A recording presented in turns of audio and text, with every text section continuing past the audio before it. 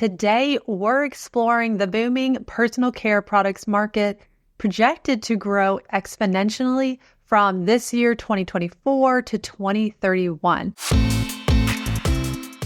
Welcome to the Natural Personal Care Podcast, your guide to personal care branding success. Every week, we'll unlock the secrets of eco-friendly marketing and share strategies that work. Are you ready to grow your brand on Amazon and beyond? Let's dive in.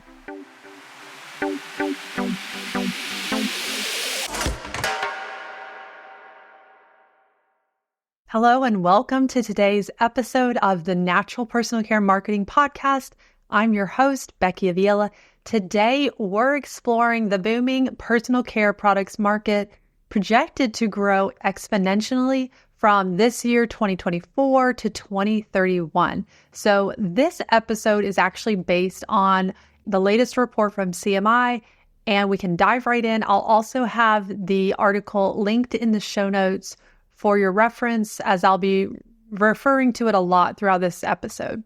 Let's talk first about kind of the market overview. Now, this was a report really based on more of the broader market of personal care products, but a lot of things will be very helpful for you and informative for you as a natural personal care brand. So they are obviously this type of product that's really essential. It's an essential product for people, for grooming, beautifying, etc. So there is a rising consumer awareness around maintaining a healthy lifestyle. That's kind of something I want to really draw out. And that is a major driving force behind the growth of the personal care products market, but more specifically, the natural personal care products, as people in general are more concerned than ever about what they are putting on their bodies. Like I said, in the show notes, I'm going to have the source article I'm covering in today's episode for you as well. Let's first talk about the market dynamics. This is part of the article. So the personal care products market, it is seeing a robust growth due to a few different factors that this article cites. So first, they're saying there's a growing health consciousness among consumers. People are more focused on personal hygiene and grooming, which is fueling the demand for these products. Now, additionally, this might not be as relevant, but this is helpful to know. There are rising disposable income levels, even in developing countries like India and China, that's enabling consumers to actually spend more on premium personal care brands. And I think that's important for natural personal care brands, as typically it is more expensive for your brand to manufacture quality ingredients, to source those. And because of this, consumers will see typically a higher price point on products that are more natural, more clean, right? So also the expansion of online retail is providing a lot of opportunities for personal care brands to really promote and sell their products. This is great. I talk a lot, obviously, on this podcast, particularly about Amazon, since that's an area of focus that we have and how it relates to natural personal care brands. But product innovation with natural and organic ingredients, that's going to be a key factor that's really propelling the market growth. And this is what consumers are wanting to see. People are looking and paying more attention now than ever. Most people are looking for that more natural and safe brand or product for their personal care needs, because people are seeing more of the health issues that are happening and how it does matter what you put on and in your body. So let's talk about some key drivers next of market growth. I already mentioned the increased disposable incomes. That's going to be a significant driver of market growth. As people's income rises, they are going to tend to spend more money on non-essential goods, and that's going to include personal care products. Some of your products, obviously, that you make could be considered essential, of course. And in developing economies, like I mentioned, there is a growing middle class. That means more people are going to have actually discretionary funds to put more money towards beauty, hygiene type of items. And personal care is a way for people to project social status and success. That's kind of everywhere. It's one of those things that's not necessarily always thought of at the forefront of their mind, but demand is going to rise, like I said, dramatically, even in more of those developing countries, like I mentioned. And consumers today are also, they're going to pay more for that more natural, organic, or luxury formulation. And if you notice, leading brands have really capitalized on this growing willingness to pay you're going to see more upmarket lines targeted at wealthy consumers and customers. So like I said, I talk a lot about Amazon here on this podcast, and something you may want to look into in your brand analytics section on Seller Central is, what does your primary demographics income look like? Because that is something you can actually view in brand analytics as long as you have brand registry. And that is going to help you give additional data on who is actually buying from you. Now, additionally, there's that just rise of natural and organic personal care products. It is influencing consumer buyer behavior. Now, consumers worldwide, they're increasingly becoming more health conscious. They are concerned about harmful chemicals in conventional cosmetics and toiletries. That's opened up a huge market opportunity for natural, organic personal care products that are formulated with more of those eco-friendly ingredients. Now, many new brands are catering exclusively to this niche that has emerged. And that's probably you. You probably created it because you may even have a story behind why you built your brand. Now, also there's established players that are now offering more natural sub-brands, or they've reformulated existing products to really kind of remove controversial substances so they can put that on their marketing, they can put that on their packaging. And have you ever noticed many larger brands have caught on and have maybe even created, like I said, or purchased product lines and acquired product lines that have focused more on natural, eco-friendly products? So, for example, Pureology, that was acquired in 2007 by L'Oreal. Now, we've seen the same thing happen where there is an ingredient and it might become super popular. And then many companies will start marketing and really focusing on that ingredient, adding it to their product line based on demand. And that's something too, as a side note, on Amazon, where we track keywords and we're always doing keyword research for listings that we're optimizing, or maybe we're building a new listing for a brand from scratch on Amazon. That's something that a lot of times you'll start to see rising trends with what people are searching on Amazon, but then also paying attention to what's happening in general with the market is going to be really helpful. Now, as a small business, which is typically who we help, there is going to be a lot of opportunity for you there with that growth and that need for more natural, organic products. And it's said to only increase. So this is great news for you. And it now is really the time to start planning on how you're going to grow your market share. Now let's talk about the role of e-commerce. E-commerce has really massively disrupted traditional retailing over the past decade. It's going to obviously give a lot more access to also a wider variety of brands. And that's going to really be a great opportunity for personal care entrepreneurs, small brands who are previously brands were dependent more on that physical shelf space. And for instance, just as a side note, because I talk about Amazon a lot, I think that Amazon is really a low barrier to entry. And there's some great opportunities for brand awareness and just the ease of being able to set up your brand on Amazon. It can really allow for you to test the market also as you look to really expand your product line. So there have been brands that really use Amazon actually as a testing ground to see, is this something that the market wants? So just keep that in the back of your mind. If you're looking to add to your product line, Amazon is a great place to do that because it's going to be people that are not necessarily looking for your brand like they would on your website and they already love your brand. It's people that would be new to your brand. So that would be a great channel. Now, digital channels in general, they're going to really help people to promote and directly sell their innovative niche products, really also internationally.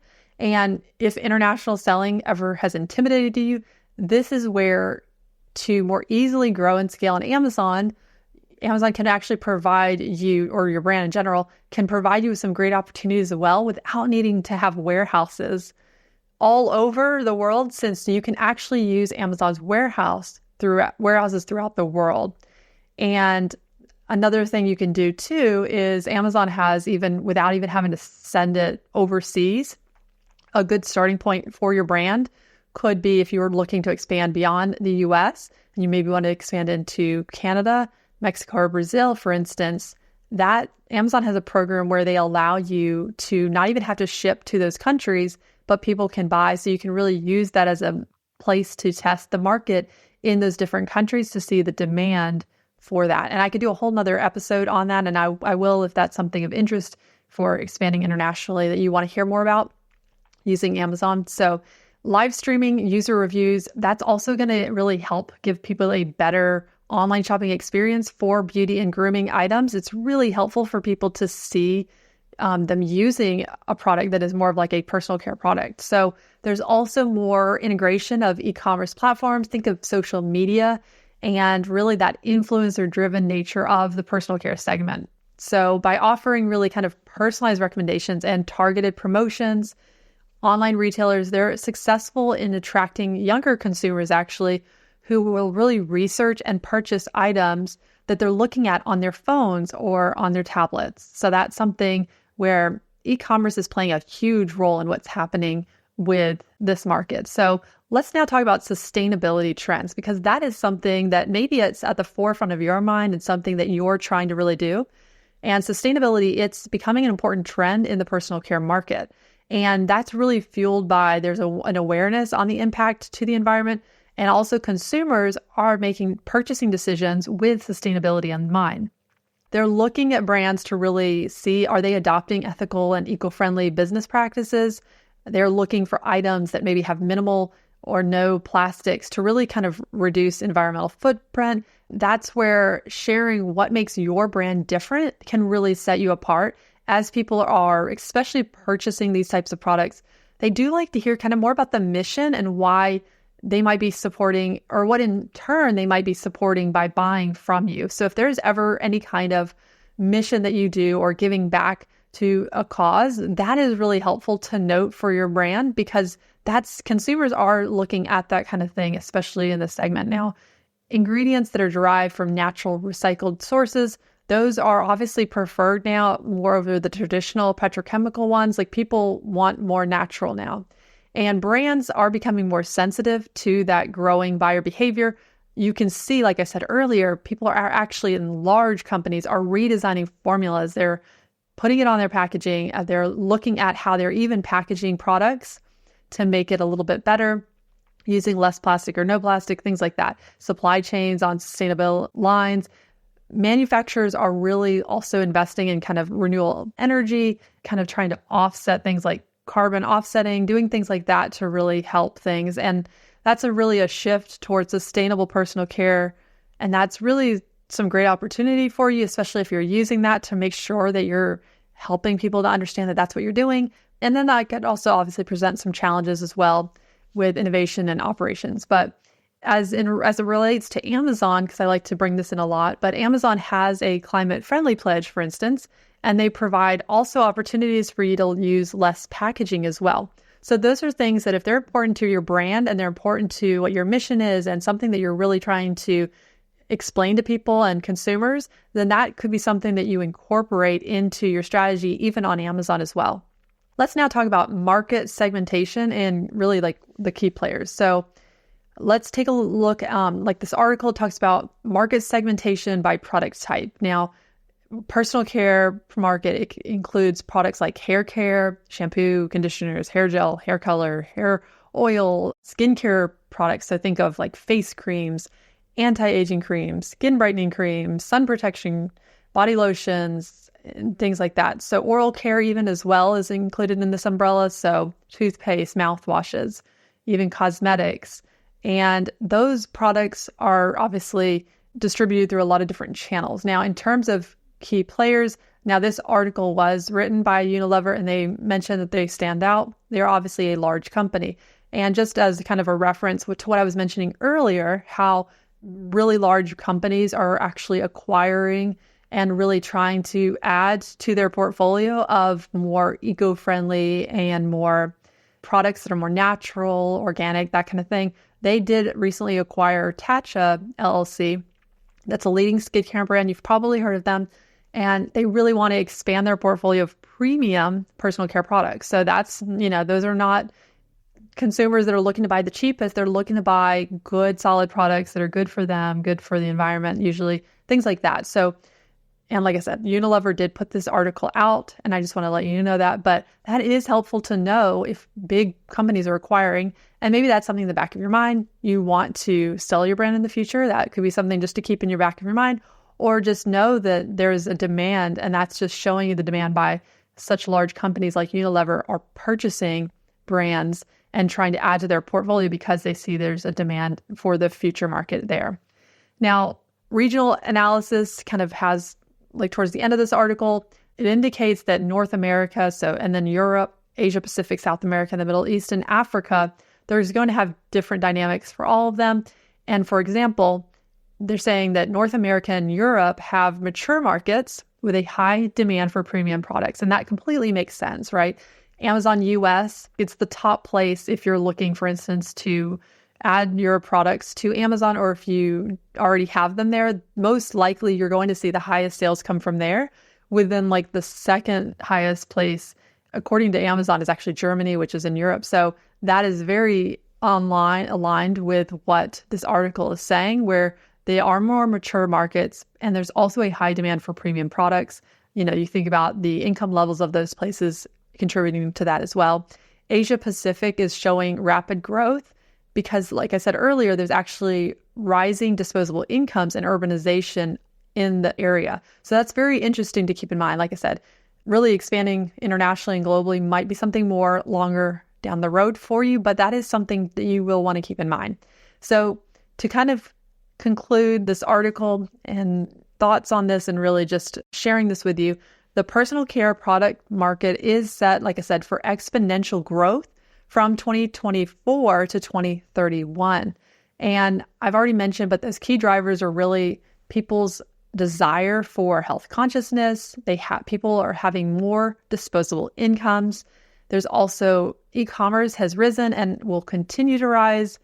We've got just Amazon just continues to explode, for instance, if you sell on Shopify as well. And then also there's really just this shift towards natural and sustainable products.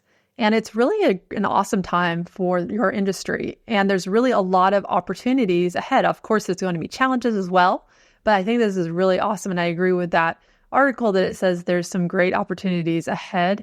And it's a great time to provide the market with products that can actually make a difference in people's lives. It can help them. So I'm sure that's part of why you started this company that you have and everything like that. So hopefully that is kind of insightful and inspiring for you as well to see and kind of know what's happening, because you obviously never want to be in a dying market. And this market definitely has a very positive outlook for the future. So if you have a question or maybe a problem that you're facing on Amazon or another online platform for your natural personal care brand, you can always send a quick email to contact@clickfluency.com.